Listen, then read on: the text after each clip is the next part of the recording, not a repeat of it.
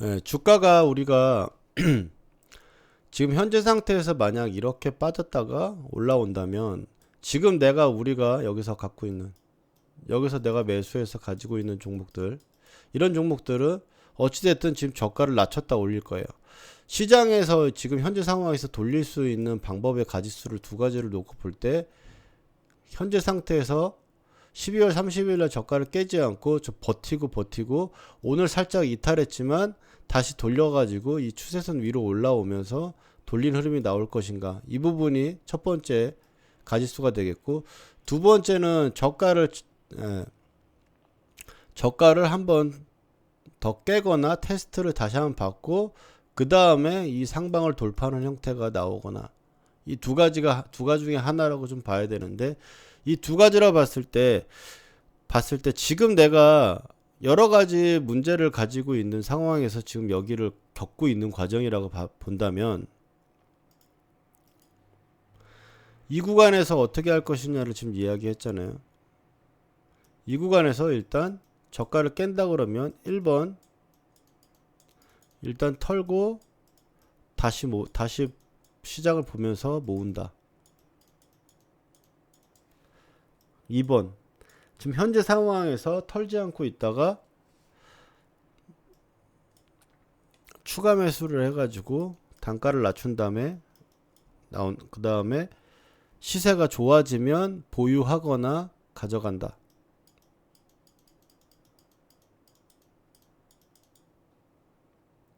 그럼 여러분들이 지금 이거를 1번이라고 치신 분이 좀 더 많네. 맞죠?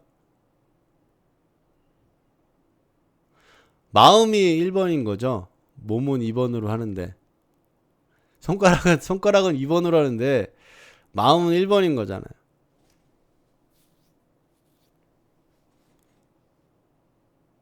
근데 여기서 이 부분에서 좀 몇 가지 좀 중요하게 좀 말씀을 드리면, 그러니까 여러분들이 아니라 초보자분들이 가장 문제가 뭐냐면 여기서요. 몸과 마음이 다른 거는 뭐 이해하는데, 이게 1번이 답이냐 2번이 답이냐는 없어요.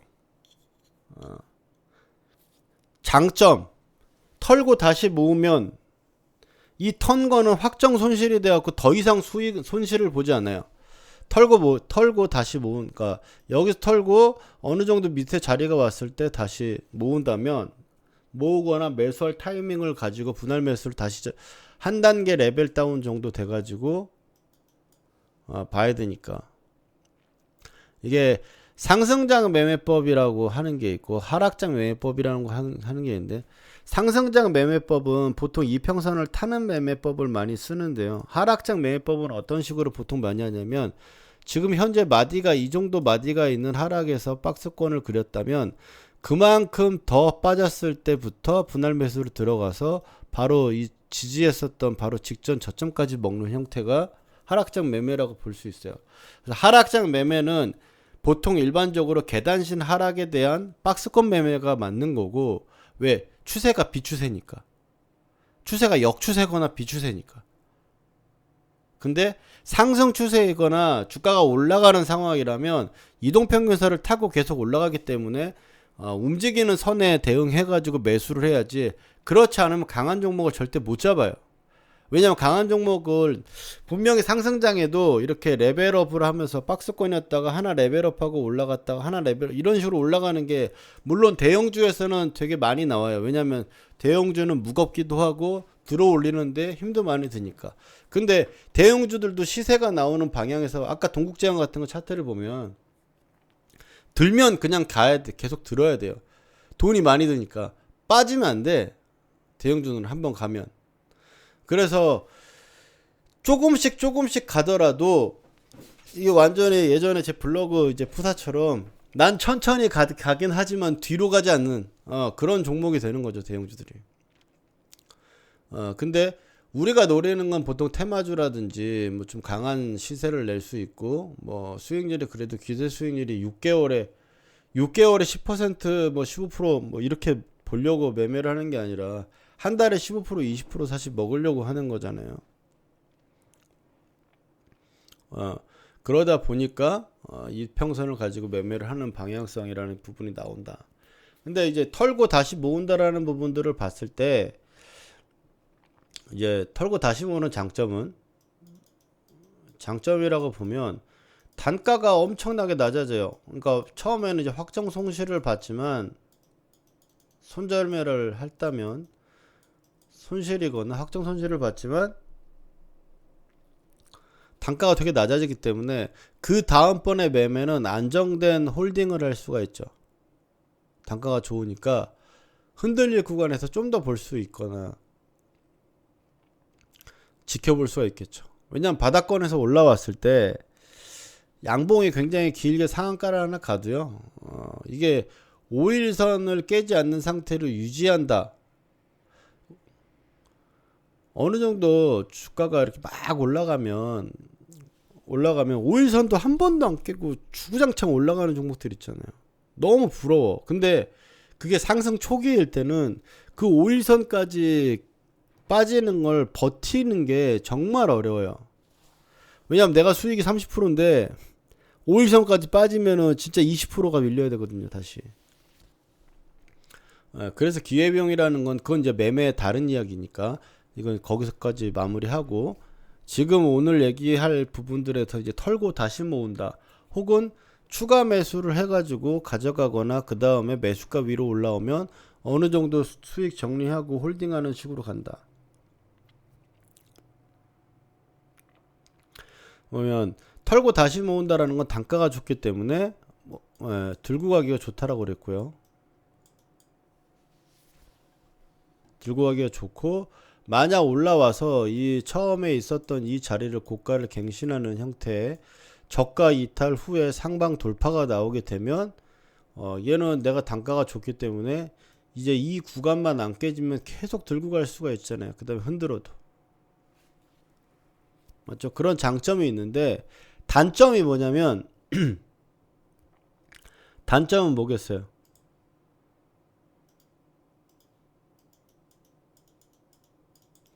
이 단점이 우리들을 항상 미치게 만드는 건데 내가 내려올 자리라고 생각한 자리까지 안 내려오고 다시 돌려가지고 올라가 버려요. 나는 털었는데 털고 나서 빠지긴 했어. 빠지긴 했는데 뭐 5% 정도 더 빠졌다가 그 다음부터 돌려가지고 위로 올라와 버려. 그럼 난 다시 잡으려면 이제 내가 판 가격보다 훨씬 더 높은 가격에 잡아야 돼. 이럴 수가 있죠. 내가 박스권을 이렇게 보고 있다가 그래서 한 이 정도까지 밀렸다 갈 거라고 봤는데 밑으로 깨졌다가 살짝 돌려 이렇게 올라와 버릴 경우 이럴 때 세대는 거죠. 맞죠? 그래서 이게 단점인 거고 만약에 이제 추가를 해가지고 가져간다 라고 하는 부분들의 장점이라면 뭐가 있겠어요? 반대로 이런 걸 안 당하겠죠.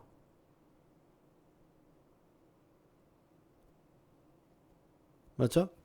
이런 걸 안 당할 거고 안 당하고 올라오는 상태에서 이런 모습이 되면 내 단가는 다시 어쨌든 올라오고 나서는 좋은 단가니까 고가를 갱신하는 형태가 되면 이것도 단가는 좋아지겠죠.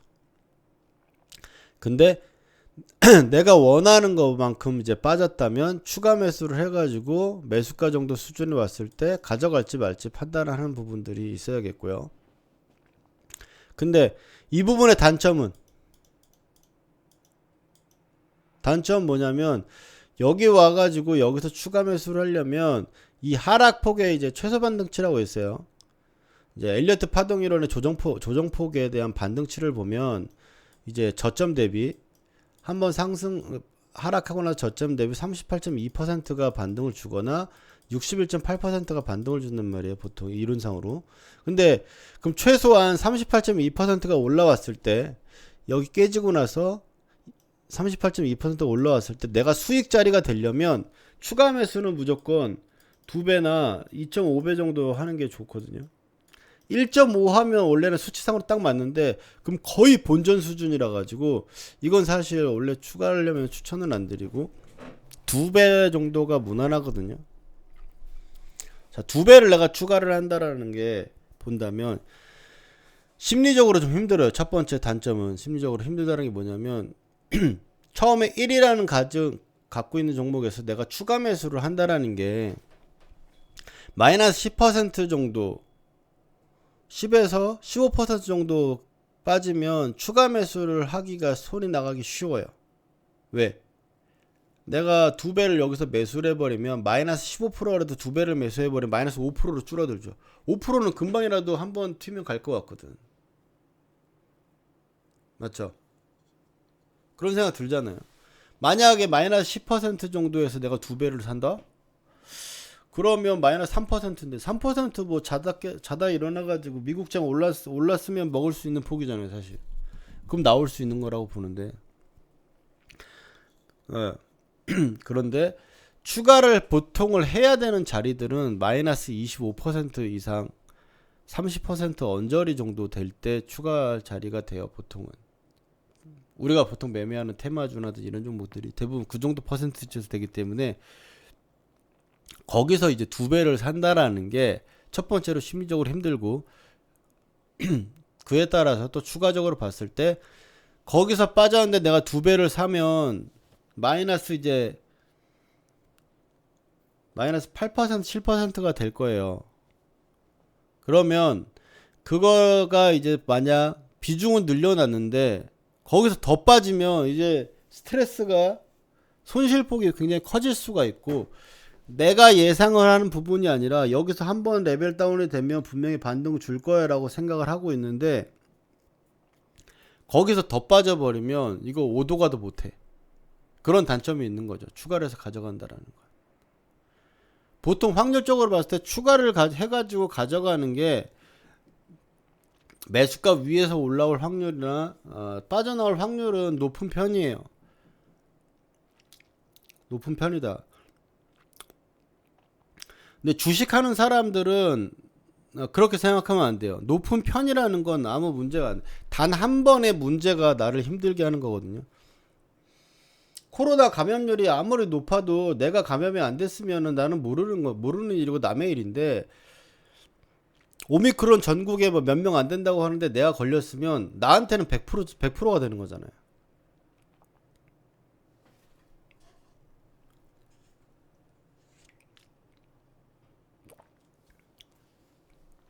나한테는 100%의 이유가 되기 때문에 이 부분들에 대해서 생각을 지금 종합지수나 이런 부분들 그리고 내 종목을 봤을 때 어떻게 할 것인가 생각을 해야 된다.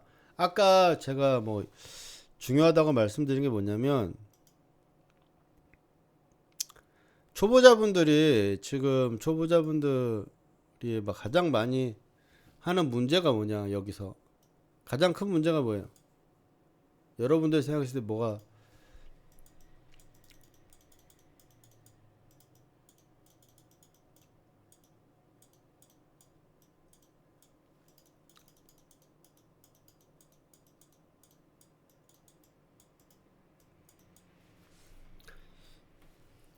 이 털고 다시 모은다라는 게 보통 대부분 분들이 어떻게 하냐면 이거 되게 이게 문제라는 거예요.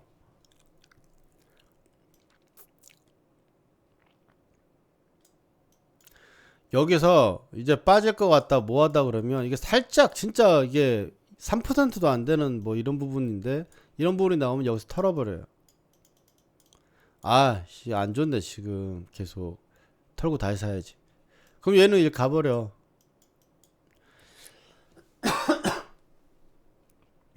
근데 이제 추가하고 기다리는 건 어떤 식으로 하냐면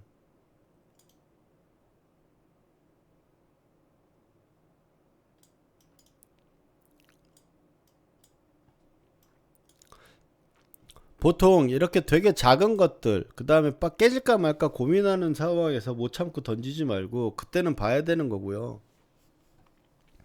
여기서 이렇게 확실히 깨지는 모습이 나오면 여기서는 털어야 되는 건데 여기서는 털어야 되는 건데 추가해서 기다리는 종목들이 대부분 뭐냐면 여기에서 급하게 밀렸을 때 급하게 밀렸고 좀 많이 빨리 빠지면 그런 빨리 빠지거나 빨리 빠진다는 건 무슨 소리예요? 수급의 강도가 되게 안 좋고 매도세가 강하다는 이야기잖아요. 두 번째 빨리 빠지는 게 있고, 두 번째는 퍼센티지가 이제 빠졌을 때 여기서 2, 3% 정도 뭐 이렇게 막 움직이면 털까 말까 다 털어버리거나 이러는데, 만약 이게 한 7, 8%가 빠져버려 훅 하고, 매도세도 계속 나오고 했었지만 급하게 일단 빠져버리면, 그때 아씨 여기까지 빠져버렸고 이제 너무 빠져서 못 팔아 이래버리는 거를 추가하겠다고 기다려요.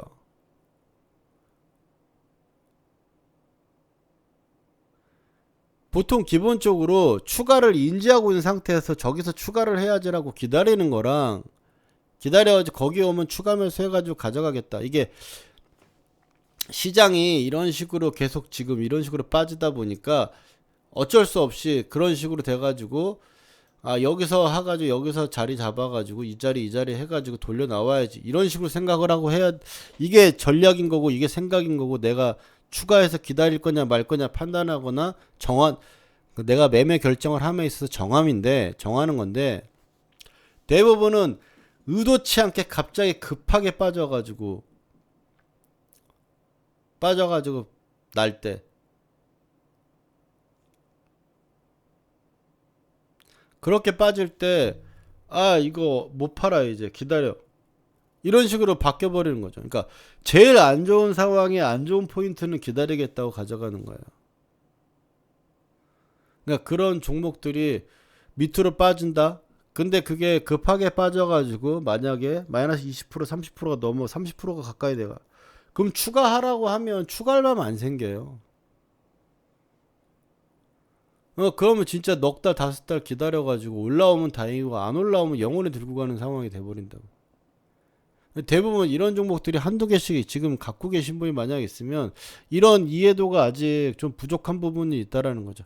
언제나 손실은 볼 수 있고 수익도 볼 수 있지만 손실도 언제나 볼 수 있어요. 근데 손실 난 것 때문에 내가 중장기 투자자가 되게 만드는 이유로 만들지는 말라는 이야기를 하려는 겁니다.